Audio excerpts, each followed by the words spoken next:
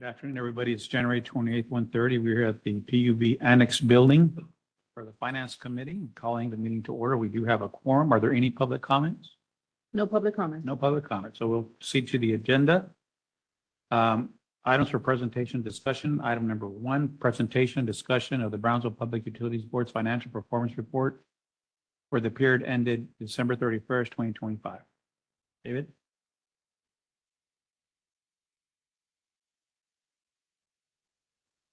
Good afternoon, members of the Finance Committee. I'm David Medina. I currently serve as Director of Finance for BPUB, and I'm here to present the financial performance report as of December 31st. All good news. The first slide is an executive summary that highlights performance along six key metrics that are broken out into different gauges that are according to whether they're green, yellow, or red, which signifies whether they're good, moderate, or opportunities for improvement. Again, the good news is there's a lot of green on this summary. The first metric that we look at is the flow of funds. The adjusted gross revenue came in lower due to a lower FPEC. Year to date, 1.736 million has been generated to replenish the improvement fund. Also good news is that the debt service coverage is at 2.06, which is well above the 1.25 minimum that is required. Another point of good news is that the FPEC has generated approximately 23.09 million as of December 31st, which will be used to offset future market uncertainty. The FPEC rate for December was unchanged from November, and it was at 3.862 cents. Next is the City of Brownsville cash transfer, which was higher than budgeted due to lower City of Brownsville utility usage and a lower FPEC rate.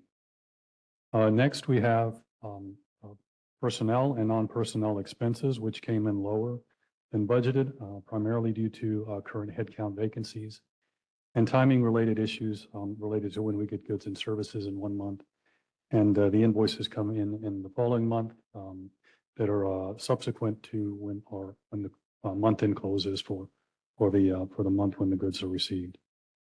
Next, we have the BPUB's average bill, which is lower than both the average bill for MOUs and the average IOU bill for 1,000 kWh.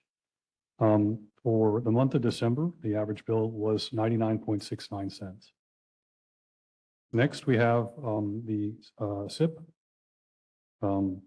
Year to date, the actuals and committed totals were 12.6 and 34.2 million respectively, which represents 51.5% of the fiscal year 2026 approved plan. And we're a little bit lower than expected because the actual spending is a little bit lower than the spending plan that we had targeted for through December of 2025.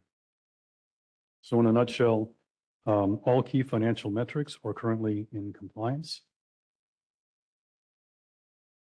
Next, we have the statement of revenues, expenses, and changes in that position. And what we have here is a year-over-year comparison by line item.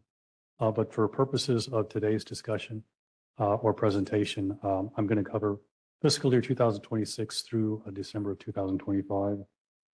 So for line one, we've got operating revenues that amounted to 54,820,000 and some change. We deduct from that operating expenses of $47,261,577 to come up with an operating income of $7,559,018.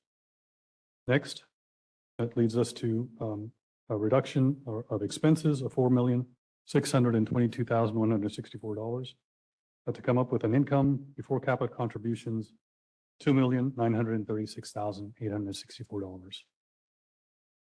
Next, we have capital contributions, which tend to be upfront land for right-of-way or cash deposits from developers of $3,067,296, which leaves us the addition of item number 5 and number 6 is change in the net position of $6,004,160.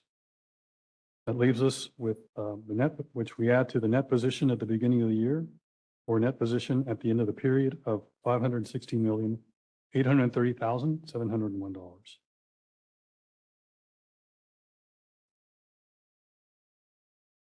Next is the summary of revenue expenses or flow of funds, which has been prepared in accordance with the bond ordinance.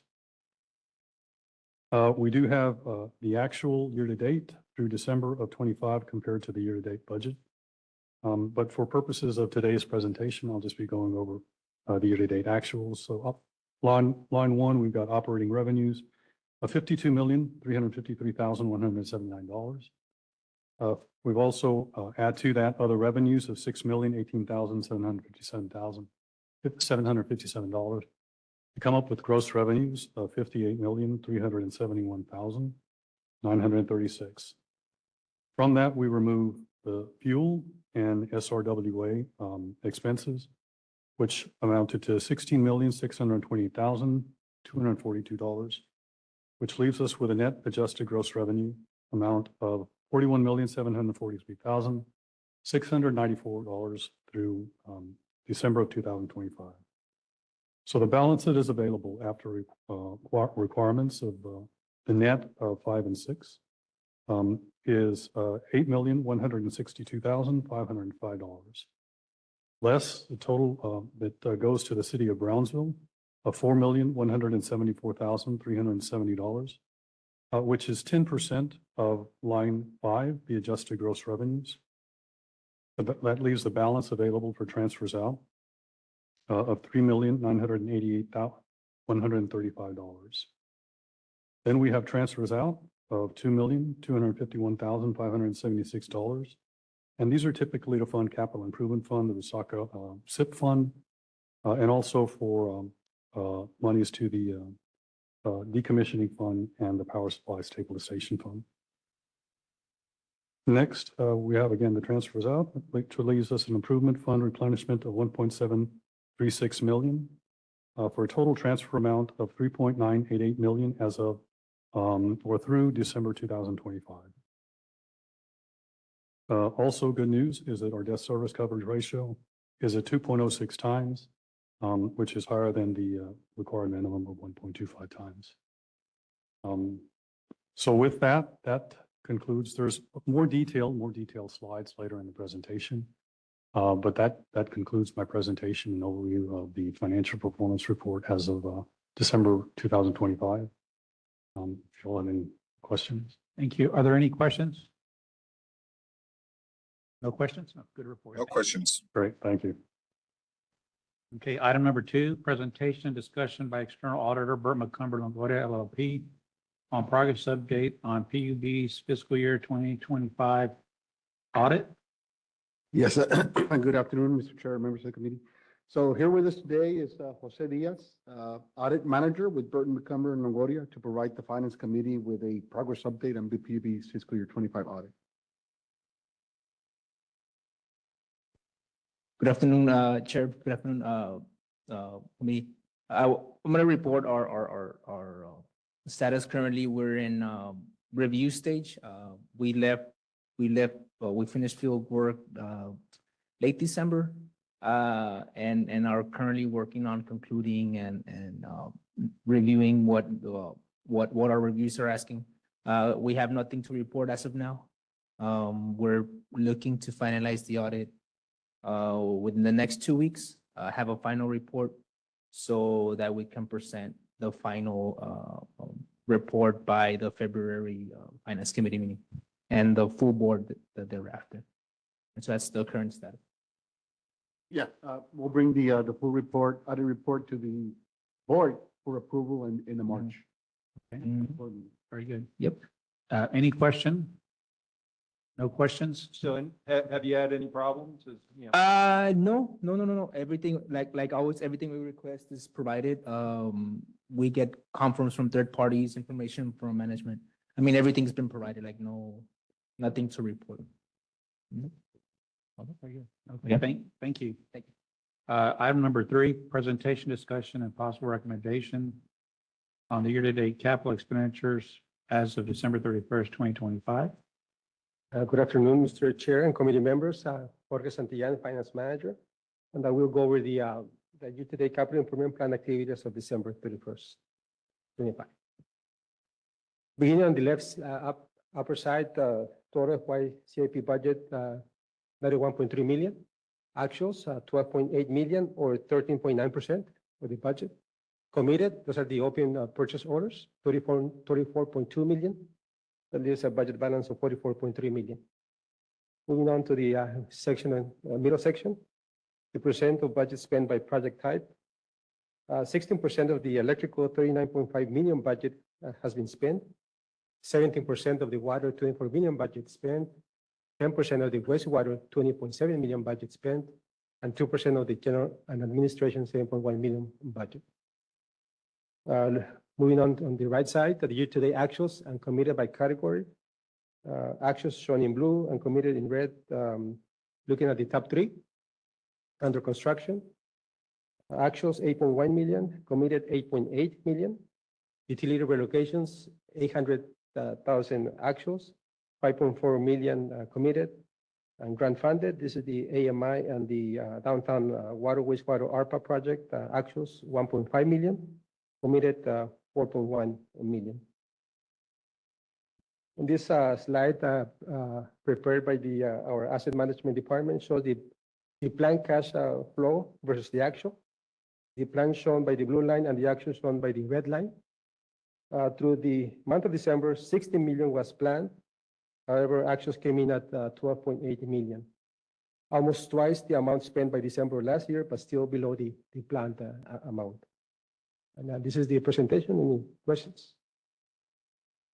On the previous slide, to keep us from getting bogged down during the actual board meetings, I can already envision the questions.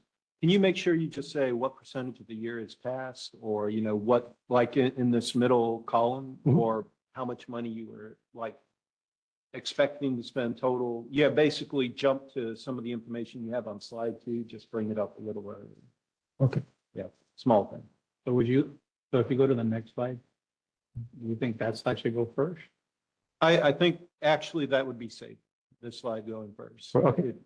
Just small detail. Got it. And I guess one question too is like, do you think that we're gonna be able to close the gap between what's planned and what's actual here in the remainder of the year? We met with the Mr. Ramirez and believe the expectation that we may not meet that the target, the full 91 million. Is my understanding. So I don't think we're going to be able to close it. We're meeting with them, with the departments to just make sure, but at this point, he may not win. Of course, we may be at a high level, perhaps same as last year, or even higher, but not fully close the gap. I know this is like one of the hardest things. I know we've seen it all last year trying to do that. There's so many different things that you can control, a lot of things that you can't control, and I understand that too. But I do think it's important to at least in your communication have some documented action items to make sure that we're doing everything possible in order to meet what it's planned. Mark Nebraska, CEO, you're correct. We meet each month on the project completions. A lot of things, for example, might be a grant-funded project that gets delayed, or a utility relocation that gets delayed, like Highway 77. You can also get vendors who don't invoice us reimbursement. So there's a lot of moving parts on this, but we do meet each month to address all of those points. And that is our goal, is to complete the CIP. Last year we did, at the closeout, with about 70% of our total CIP, which is more than twice that I know we've ever done in history. So we are getting better. We can get better. I think that would probably be good if this slide goes first, if you decide to do that. And when you talk about this slide, that you emphasize what y'all have just stated to us at this committee. Okay?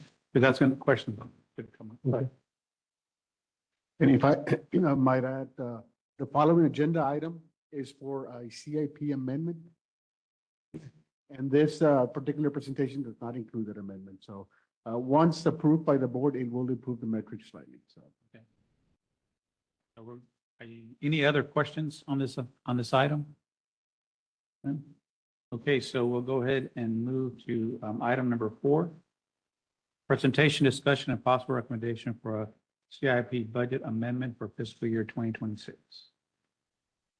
Yes, Mr. Chair, committee members, back in September, the BPUB board approved a fiscal year 26 CIP budget of 91,271,591, which included 21,827,170 as carryover funding. This amount was an estimate because not all fiscal year 25 expenses have been finalized. After recording all capital expenses, staff updated the carryover to 20,261,749, which is it's a decrease of 1,565,421, resulting in a revised total fiscal year 2026 CIP budget of 89,706,170. And on this, the following 2 slides, we have the original carryover, the amended carryover, and then the difference, which is the last column, and the amount of the proposed decrease to the CIP is 1,565,421. And the plan is to take this budget amendment to the next board meeting, proposing a budget amendment decrease to the CIP budget. Questions? Yeah, I think that's great.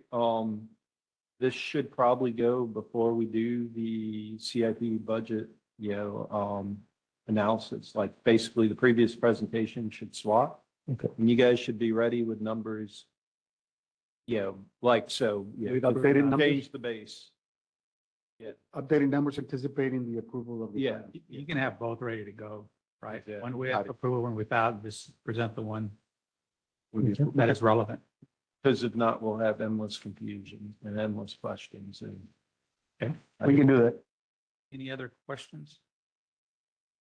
Thank you. Thank you. Thank Our last item, presentation and discussion of the recurring monthly subscription communication fees for the advanced metering infrastructure water meters.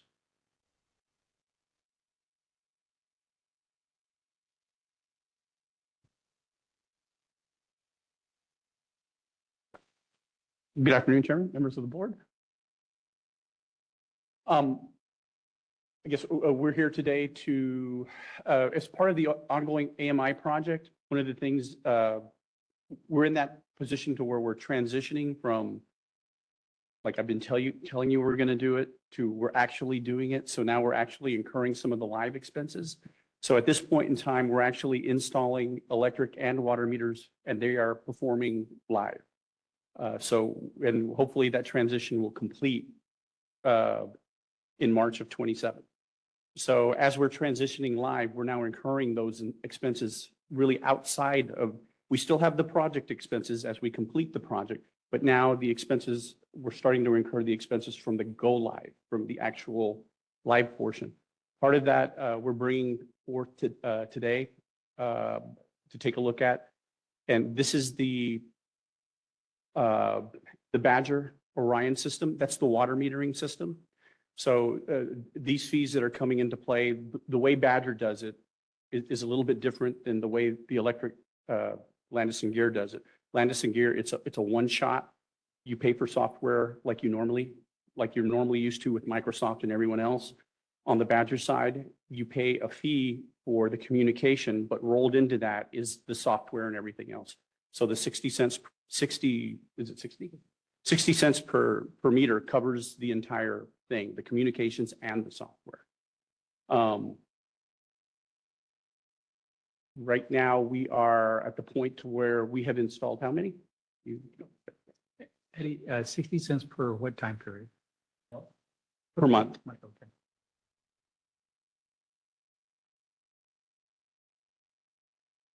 So here's the schedule of the installation. So as of November, we had 23,369 meters in the ground. So we started incurring the bill. This is 15,000. And you can see November and December are actual. January through December of the end of this year are the projections as we go along and continue installing meters. And this is what the cost is going to be for the next year. So we went ahead, we decided to go ahead and bring the whole thing forward rather than try to do it monthly or something like that. The 66 cents per meter, like as I stated, includes everything. That's the communications, that's the software, that's the full meal cost of the water system. Comparing that to kind of, okay, so what are we doing today? In other words, the first thing, if I was in your shoes, I'd be looking at it like, okay, how does this offset? What are we looking at in the future? Well, in the future, one of the things we'll be doing is we'll be decreasing our meter reading staff. Right now, we have 16 meter readers, 11 permanent and 5 term limited. One of the things that we've been doing over the last 2 or 3 years is rather than adding a full-time person, we've been adding long-term temps, which we call term limited, and letting them know that, hey, look, once the project is live, you know, this position goes away. That way there's no, you know, it's clear that this is a limited time position. So they're fully aware of that. The rest of staff, because we will start reducing staff, we're working with now trying to get them, we're encouraging them to apply for other positions within the company. But we can only do that so much. And then we've already approached HR to begin working with them now. I don't want to wait till next year. I want to do it now so that they can start preparing. It'll hurt us some in meter reading because obviously as they leave or they fill other positions, then we'll bring in temporaries. So there's going to be some pain there, but there's going to be pain one way or the other. And we figured that was the most reasonable approach. So this is what you're looking at on the meter reading side. The total salary for that group is about 571. You add benefits. There's the department budget, the software that they currently use to read, phones, fuel, vehicle maintenance, vehicle insurance. I don't think this includes the capital purchase of vehicles, but so it doesn't include the capital side, but this is the annual costs that we incur. And then for, so this is the total cost for the permanent employees and the term limited is about 800,000 for the meter reading group. So if I was you, those are the things I'd be looking at. Because if you look at just the software cost, it looks like, well, then what are we gaining? But there are a lot of things that you gain. And this is the meter services group, and we'll have a similar decrease in staff on the meter services side. The meter services group, that's the group that does connects and disconnects, and a lot of that will be done automatically, remotely.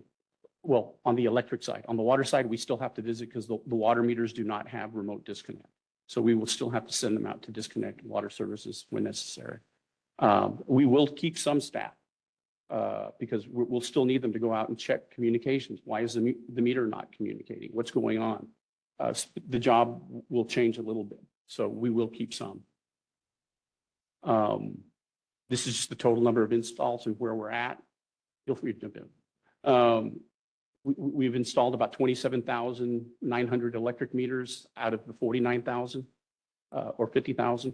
We've installed about 24,000 water meters out of the 57,000. So that's kind of where we are on our progress. I think we're just past the halfway point. So it's progressing well. Questions? Sorry, go ahead. Are you going to say something? I have a question. Can you go back to the slide with the numbers on it? They're all having that one, the most numbers, I guess. I'm not sure I understand what you mean on the left, but what's the difference between the top and the bottom, or is it all just one thing? It's A plus B. On the top, we looked at the term limited employees only, and then on the bottom are the full time, are the 11 permanent employees. 11 permanent? Yeah. And that cost is the cost today, before the advanced meeting? Today. So I think it would be kind of good to do just the side by side. So, you know, hey, this is it before, this is it after.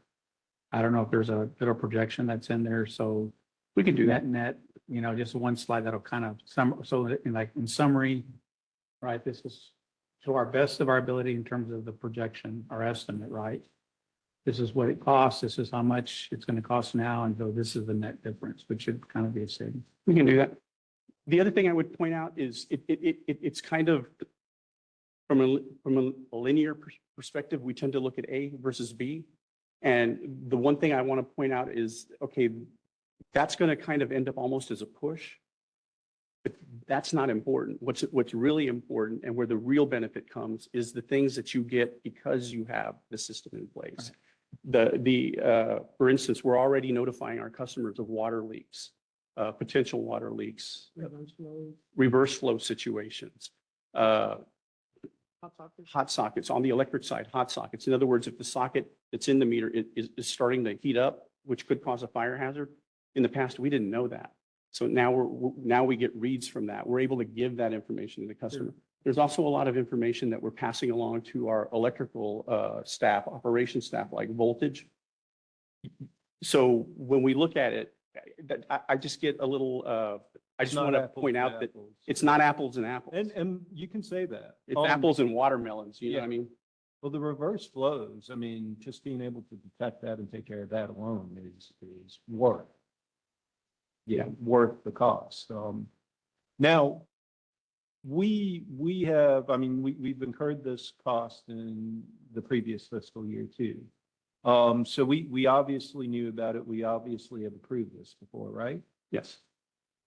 Can you make sure you mention that? Maybe even cite where we had already approved it before. So this is just an ongoing, expense so that nobody's sitting there saying, well, I've never heard of this. And, Well, it's in the contract. It's in the budget and just, contract. point out where we talked about it before and, Right. And to this point, we've been paying it. We began paying it out of the AMI project for a few months as we were beginning to go live.